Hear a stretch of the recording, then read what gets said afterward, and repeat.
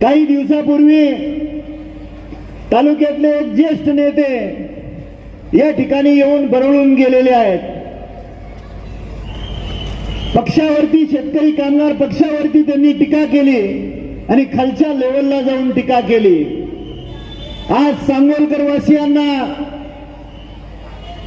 ज्या सांगोलकर वासियांनी मला मतदान देऊन 25,000 मताधिक्याने मला निवडून दिलं, आज त्या सांगोलकरांचा कुठेतरी अवमान झालेला मला वाटतं.